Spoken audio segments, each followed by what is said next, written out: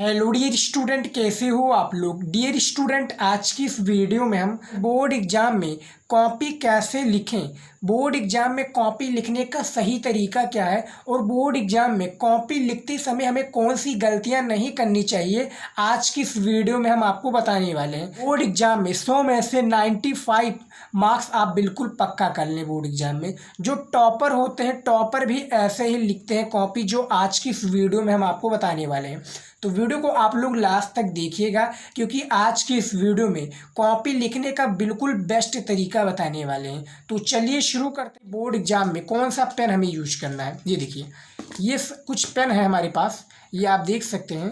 पुराने pen use कीजिए, नीला pen.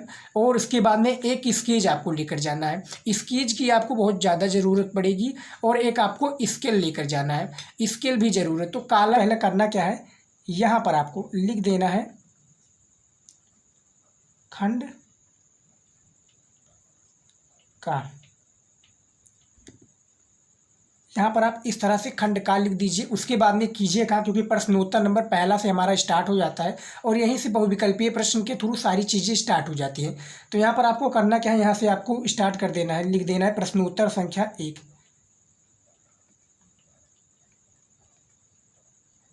Writing आपकी बोर्ड एग्जाम में सबसे ज़्यादा इंपॉर्टेंट है, तो राइटिंग में भी आप बोर्ड एग्जाम में लिखिएगा प्रश्नोत्तर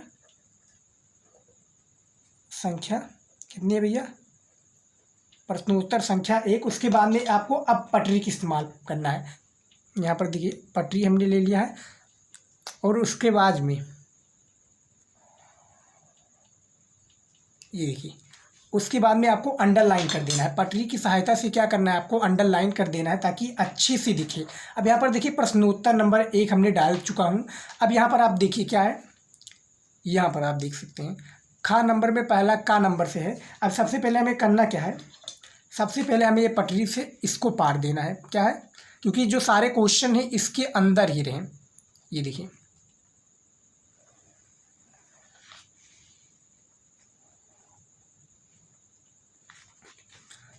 आप इस साइड पारना चाहें एक लाइन इस साइड पार सकते हैं, और इस साइड भी पारना चाहें तो इस साइड भी आप क्या है लाइन खींच सकते हैं। लेकिन फिलहाल हम एक ही तरफ खींचते हैं, तो एक ही तरफ के हम सारी चीज़ें देखेंगे।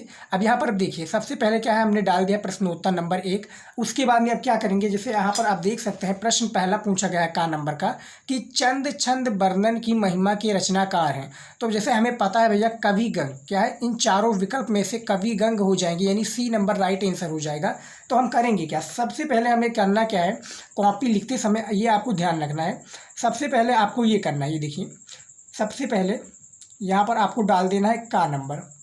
क्या डाल देना है, का नंबर डाल देंगे, क्योंकि का नंबर का हमारा प्रश्न है। तो उसके बाद में का नंबर डालने के बाद में आंसर यहाँ पर हम क्या लगा देंगे, यहाँ पर देखिए का नंबर डालने के बाद में आंसर सी हमारा है। आंसर सी क्या कह रहा है, कवि गंग।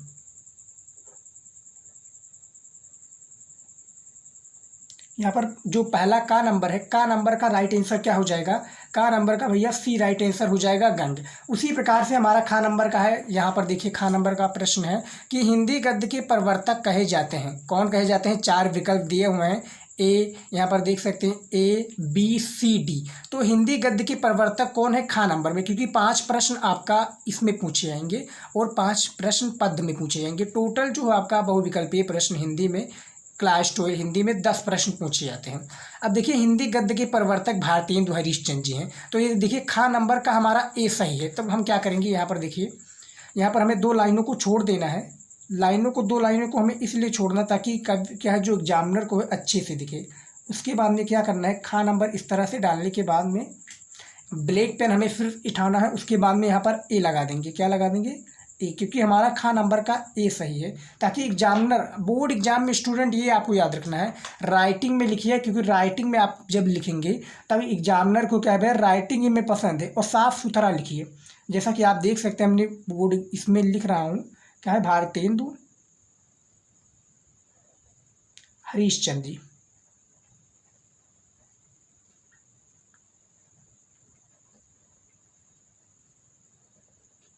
देखिए देखिए भारतेंदु हरीशचंद्र जी हो जाएंगे, यानी खा नंबर का ए राइट आंसर। सेम इसी प्रकार से हम सारी क्वेश्चनों को नोट कर रहे हैं, क्वेश्चनों को सारा हम लिख लें। उसके बाद में हमारा आ चुका है गा नंबर का।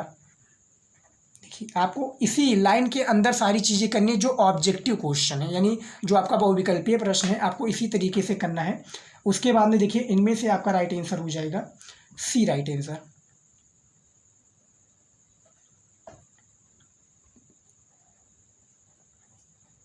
देखिए सन 1920 बोर्ड एग्जाम में 15 मिनट भैया दिए जाते हैं कॉपी पढ़ने के लिए, यानी जो पेपर आपका होता है उसको पेपर को पढ़ने के लिए। तो आप जो है पेपर को ध्यानपूर्वक पढ़िएगा। यहाँ पर देख सकते हैं हमने इसको लिख दिया है। तीसरा प्रश्न भी हमारा था, यानी गा नंबर का छाया युग की समय सीमा मानी जाती है, तो सी वाला हमारा राइट आंसर सही है, तो हमने लगा दिया है। अब हमारा देखिए उसके बाद में घा नंबर है, सन 1903 में सरस्वती पत्रिका के संपादन का कार्य प्रारंभ हुआ, तो महावीर प्रसाद द्विवेदी ने इसका क्या है कार्य प्रारंभ किया था। तो यहाँ पर आप देखिए घा नंबर का हमारा क्या हो जाएगा, दो दो लाइनें आपको याद रखना है स्टूडेंट की, दो लाइनें आपको क्या है छोड़ देना है बोर्ड एग्जाम में जब भी आप कॉपी लिखिए, ताकि जो है कॉपी अच्छे से दिखे और साफ तथा सुंदर दिखे। उसके बाद देखिए घा नंबर का हमारा सी सही है। यहाँ पर आपको इसी तरीके से जो ऑब्जेक्टिव क्वेश्चन है उसको करना है। फिर हम सारी चीज़ें और भी बताते हैं आपको क्या किस तरह से करना है। कॉपी लिखते समय आपको ब्लैक और ब्लू के अलावा कोई भी अदर पेन यूज स्टूडेंट मत कीजिएगा, ये आपको याद रखना है। यदि आप अदर पेन यूज करेंगे बाद में आपको प्रॉब्लम होगी। महावीर प्रसाद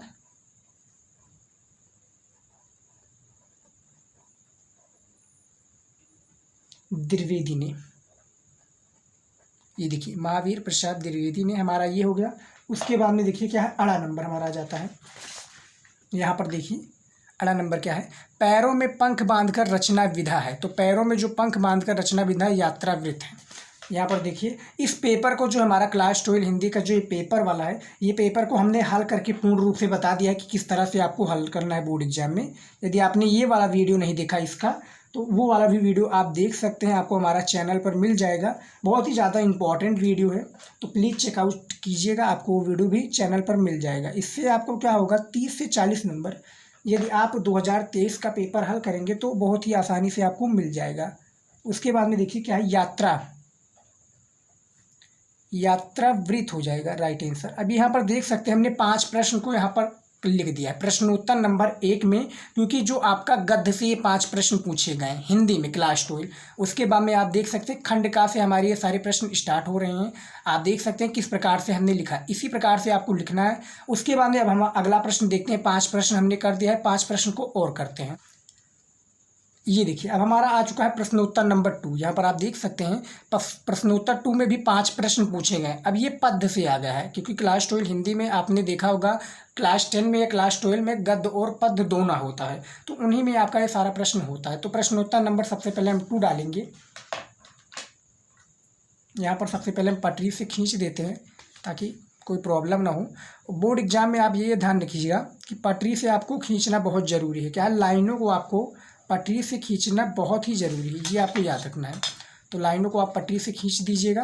अब यहाँ पर हम लिख देते हैं प्रश्नोत्तर नंबर 2। क्या लिखना है हमें, प्रश्नोत्तर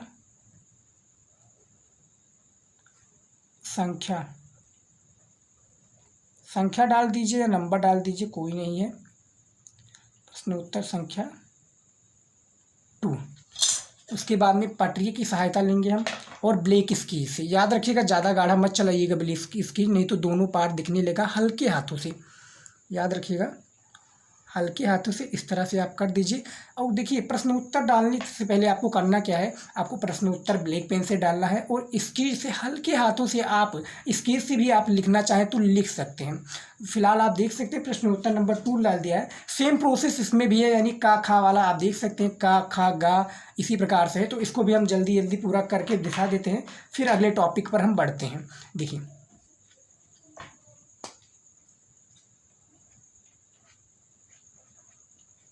का हमारा हो जाएगा मैथिली शरण।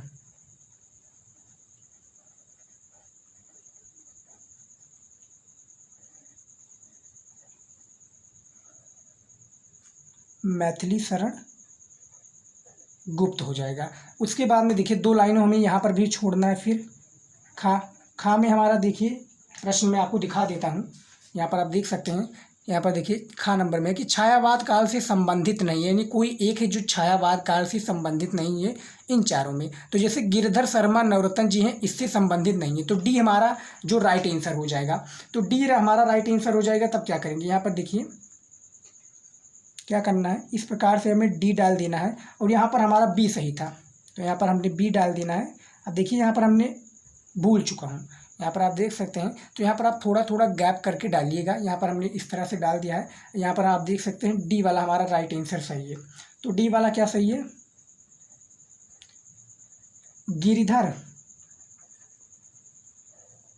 गिरधर शर्मा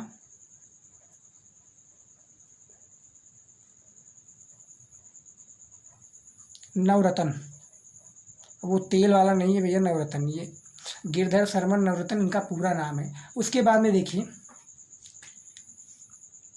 2 लाइनों को फिर छोड़ देना है और गा नंबर हमें लिखना है, क्योंकि ये पद वाला सारा सीन आ जाता है। हरी घास के क्षण भर के रचनाकार हैं, तो यहाँ पर कौन है भैया, पूरा नाम है इनका,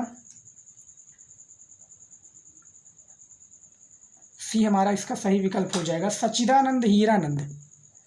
देखिए इनका पूरा नाम लिखना पड़ेगा। बोर्ड एग्जाम में ये प्रश्न जो होता है काफ़ी बार पूछा जाता है, और जो ये प्रश्न है ये इस तरह से भी पूछा जाता है कि नंद क्या है, आगे जी का पूरा नाम लिखिए। तो काफ़ी स्टूडेंट इनका नाम नहीं जानते होंगे, लेकिन इनका नाम भैया क्या है, सच्चिदानंद हीरानंद। यहाँ पर देखिए मैं लिख देता हूँ, सच्चिदानंद हीरानंद वात, यहाँ पर देखिए वात्स्ययन,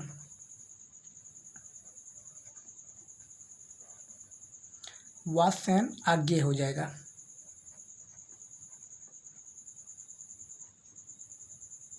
यहाँ पर आप याद रखिएगा, सच्चिदानंद हीरानंद वात्स्ययन ये ता है, वात्स्ययन आगे जी हो जाएंगे। उसके बाद में देखिए अगला प्रश्न भी हमारा आ जाता है। यहाँ पर आप देख सकते हैं अगला प्रश्न क्या पूछा गया है, घ नंबर के तीसरा सप्तक का प्रकाशन वर्ष है। जो तीसरा सप्तक है इसका जो प्रकाशन वर्ष है कब है, तो यहाँ पर आप देख सकते हैं ए सन 1959 हो जाएगा, ए वाला। फिर लोकायतन के रचयिता है तो मैथिली शरण गुप्त जी, या सॉरी सुमित्रा नंदन पंत जी, यानी बी राइट आंसर हो जाएगा, लोकायतन के रचयिता। तो यहाँ पर दोनों देख सकते हैं। अब इसका भी हम देख लेते हैं पूर्ण रूप से, इसको भी किस तरह से लिखना है आपको कॉपी में। देखिए इसी तरीके से आपको लिखना है। हमने भी जब भी हम पेपर दिए थे तो हम भी इसी तरीके से लिखे थे, और जो टॉपर भी होता है भैया, टॉपर भी यही इस्तेमाल करता है, कोई अलग पेन यूज नहीं करता है और कोई अलग स्ट्रैटेजी नहीं यूज करते। बस फ़र्क इतना है कि उसका माइंडसेट इस तरह से अलग रहता है। देखिए हमने यहाँ पर क्या है, गलत कर दिया है। यहाँ पर आपका ये ए होना चाहिए।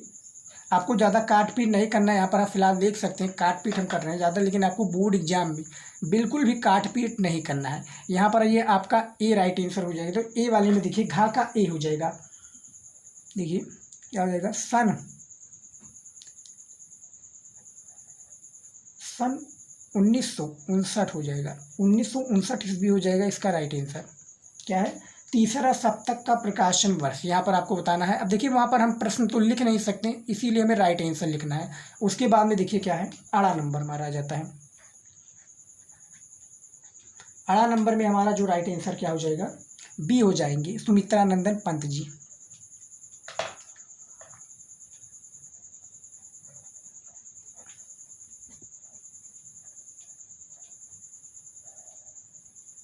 सुमित्रा नंदन पंत। अब यहाँ पर आप देख सकते हैं हमने जो प्रश्न उत्तर नंबर 2 है इसके भी 5 प्रश्न कंप्लीट कर दिए, 5 नंबर हमें इसमें भी मिल जाएंगे। अब देखते हैं अगला हमारा क्या आ जाता है। देखिए तीसरे प्रश्न से हमारा शुरुआत हो जाता है कि निम्नलिखित गद्यांश का संदर्भ देते हुए किसी एक के दिए गए प्रश्नों का उत्तर दीजिए। देखिए क्लास 12 हिंदी में 5 प्रश्न पूछे जाते हैं, 10 नंबर का आपका पद्यांश होता है। प्रत्येक जो प्रश्न होते हैं, देखिए 5 प्रश्न है, प्रत्येक जो आपका प्रश्न है 2-2 नंबर का एक प्रश्न है। तो सबसे पहला जो प्रश्न दिया हुआ है देखिए क्या है, प्रस्तुत गद्यांश के पाठ तथा लेखक का नाम लिखिए। ये आपका 2 नंबर का एक प्रश्न है। तो देखिए क्या है, गद्यांश दिया हुआ है तो सबसे पहले हमें प्रश्नोत्तर नंबर 3 डालना है। इसको डाल देते हैं।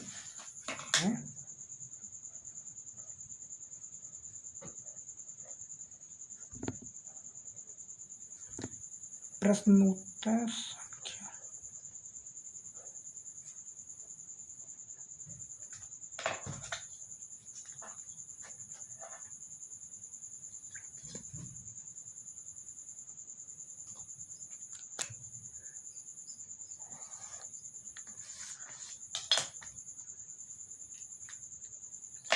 देखिए हमने प्रश्नोत्तर नंबर संख्या डाल दिया है। अब यहाँ पर प्रश्न क्या पूछा गया है, प्रश्नोत्तर नंबर 3 डाल दिया है। प्रश्न जो ये आप सबसे पहले गद्यांश पढ़िए। अब ये देखिए गद्यांश जो है, ये गद्यांश किस चैप्टर से लिया गया, सबसे पहले ये आपको समझना है।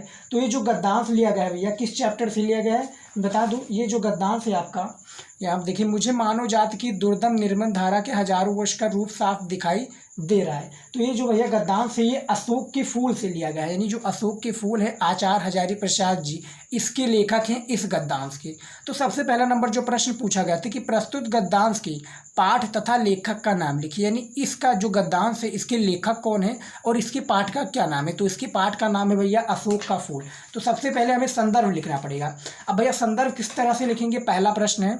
तो संदर्भ हमें लिखना किस तरह से, ये देखिए सबसे पहले हम 1 नंबर यहाँ पर डालेंगे, क्योंकि 1 नंबर हमारा प्रश्न है, और यहाँ पर हम लिखेंगे संदर्भ। क्या लिखेंगे, संदर्भ। उसके बाद में करेंगे क्या है, हल्के हाथों से इसको अंडरलाइन कर देंगे, इसके नीचे वाले भाग को क्या है अंडरलाइन कर देंगे हम। देखिए ये देखिए अंडरलाइन हमने कर दिया ताकि सुंदर दिखे। उसके बाद में करना क्या है, अब हमें इनका क्या है नाम लिखना है पूर्ण रूप से। हमें क्या लिखना है, इनका एक संदर्भ लिखना है कि संदर्भ किस तरह से बोर्ड एग्जाम में, क्योंकि संदर्भ 2 नंबर का होता है।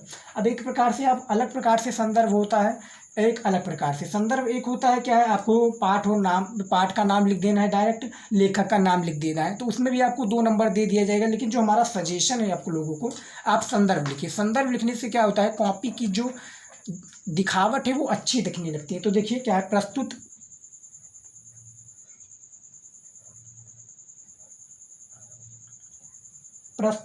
गद्यावतरण।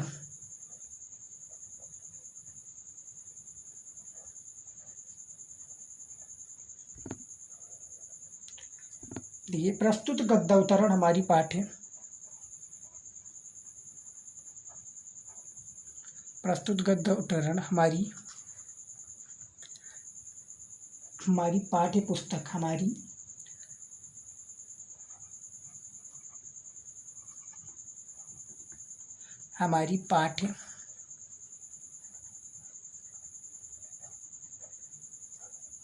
हमारी पाठ्य पुस्तक के गद्य भाग, क्या है हमारी पाठ्य पुस्तक के गद्य भाग में संकलित, गद्य भाग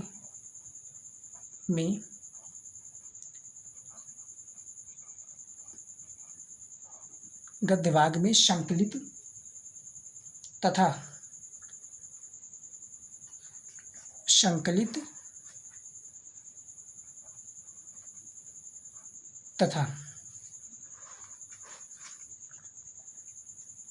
देखिए संकलित तथा हिंदी के सुव्याख्यात निबंधकार, हिंदी के, यहाँ पर आप ध्यान दीजिएगा,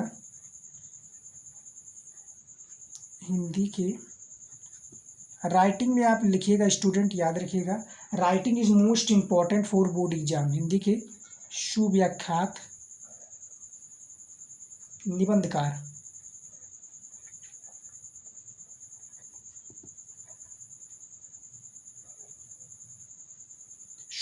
निबंधकार, आचार्य हजारी प्रसाद द्विवेदी। अब यहाँ पर नाम लिखना है, जो लेखक हैं, लेखक कौन है हमारे, आचार्य हजारी प्रसाद द्विवेदी जी हैं। तो उनका पूरा नाम लिखिए, आचार्य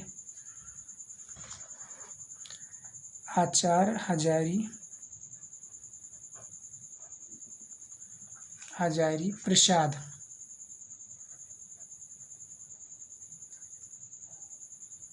द्विवेदी।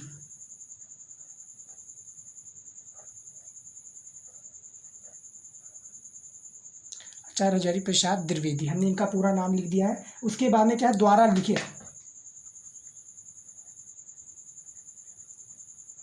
द्वारा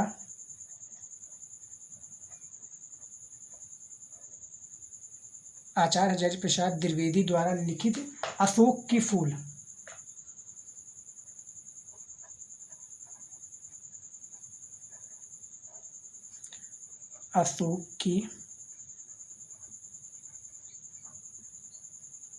अशोक की फूल नामक ललित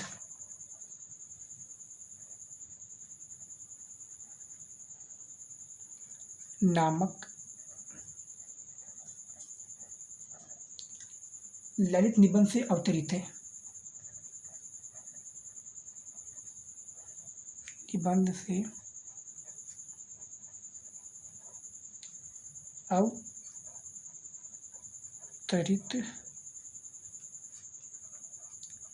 है।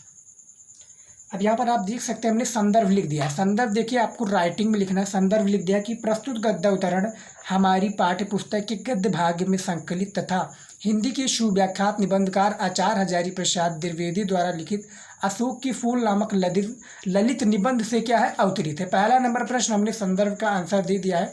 अब यहाँ पर दूसरा प्रश्न देखिए क्या है कि रेखांकित अंश की व्याख्या कीजिए। तो यहाँ पर आप देख सकते हैं जो रेखा खींची हुई है यहाँ पर देखिए, ये देखिए कि ना जाने कितने धर्म चारों विश्वासों उत्सवों और व्रतों की धोती बहाती ये जीवन धारा आगे बढ़ रही है। संघर्षों में मनुष्य की क्या है बहाती ये जीवन धारा आगे बढ़ रही है। संघर्षों मनुष्य ने नई शक्ति क्या है पाई है। अभी हमारा क्या है रेखांकित अंश की हमें व्याख्या करनी है। तो दूसरा प्रश्न है इसका, सबसे पहले हम रेखांकित अंश की व्याख्या करके आपको दिखा देता है किस तरह से करना है आपको बोर्ड एग्जाम में। सबसे पहले अब यहाँ पर हम डालेंगे क्या दूसरा, क्योंकि हमारा दूसरा प्रश्न है और यहाँ पर हम लिख देंगे क्या लिख देंगे रेखांकित अंश की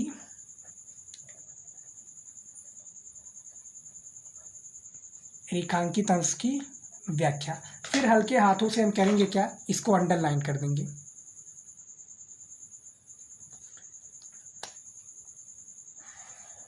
देखिए अंडरलाइन करने से क्या है कॉपी जो है आपको अच्छी दिखने लिखनी देती है।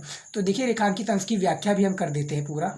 यहाँ पर देखिए रेखांकित अंश की व्याख्या में कि आचार्य हजारी प्रसाद द्विवेदी जी कह रहे हैं कि मानव जाति के विकास के हजारों वर्षों के इतिहास के मनन और चिंतन के परिणाम स्वरूप उन्होंने जो अनुभव किया है वो एक मनुष्य की जिजीविषा है और वो अत्यधिक निर्मम और मोह माया की बंधवों से क्या है रहित है। ये रेखांकित अंश की व्याख्या है।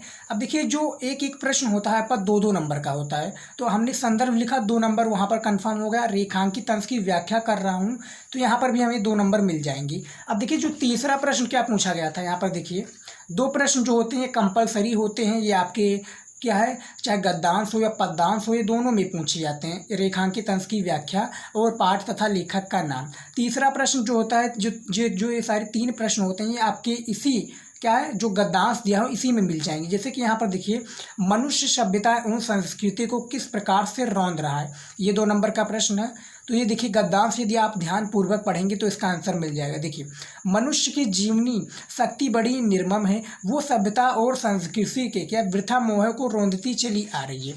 देखिए तीसरा प्रश्न का राइट आंसर हमने किस तरह से लिखा है, ये देखिए तीसरा प्रश्न है और इसका आंसर देखिए कि मनुष्य की जीवनी शक्ति बड़ी निर्मम और वो सभ्यता और संस्कृति की क्या है वृथा मोह को रौंदती चली आई। निर्मम है और वो बड़ी सभ्यता और संस्कृति की वृथा और रौंदती चली आ रही है। और जो 2 प्रश्न हैं इन दोनों प्रश्न का भी आंसर आपको इसी प्रकार से लिखना है और इसी में मिल जाएगा। आप देखेंगे कि मनुष्य की जीवनी शक्ति वो बड़ी निर्मम है, इसका आशय स्पष्ट कीजिए।